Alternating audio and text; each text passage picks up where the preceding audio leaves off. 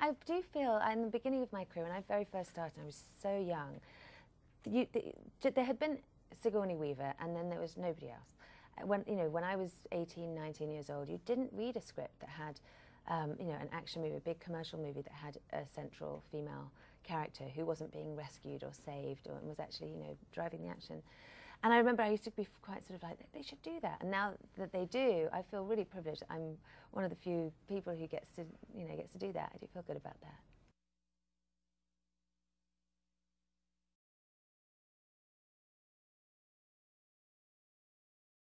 She's somebody who was in the police force in Miami, and after her partner has betrayed her terribly, she loses a lot of confidence in her judgment of people, and decides to take a job that's completely, far away from everything that she's been involved in, and isn't very taxing. She's not really expecting to see any real service.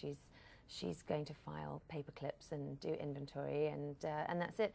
And then they find a body on the ice in sort of somewhat mysterious circumstances, and she has to step up and actually do her job.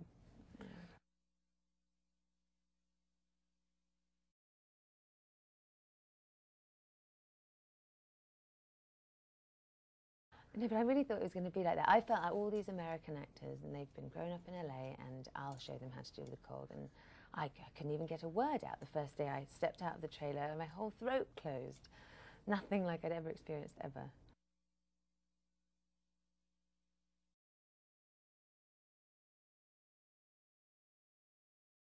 Beautiful. It really was gorgeous. And we had a lovely time. My daughter came with me. My mum was there. My mum ended up extreme tobogganing on her 60th birthday, which I thought was kind of that's an action thing to do.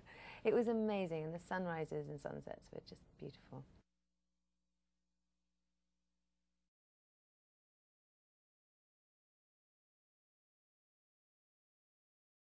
Gabriel, Alex, and Columbus and I were just this extremely tight group on the set because, it was quite difficult. It was quite grueling, and we did get beaten up every day. And you really want to feel that you've got, people around you who you can have a good laugh with and have your back. And I just got so lucky. I got the best boys ever. And we've really stayed. I mean, Columbus and I have been on holiday with our families together and had Christmas together. And so they're very strong relationships. They're all really silly and funny.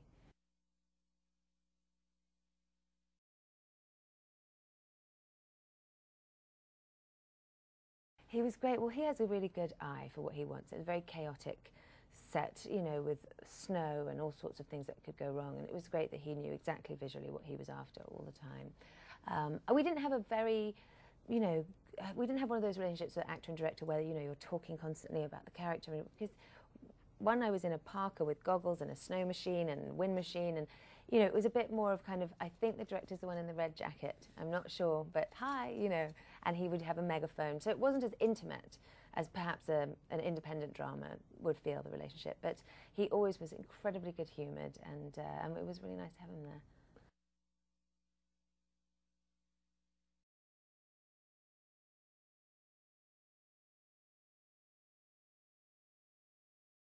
Totally. Joel was really the reason I got involved at all, because Joel's enthusiasm is just, I mean, famously incredibly infectious.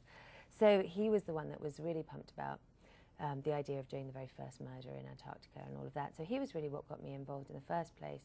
And then he was there in the beginning, and then I think it got really cold, and he suddenly had to go and do something else. But he called up on the phone a whole lot. No, he was great. I loved Joel.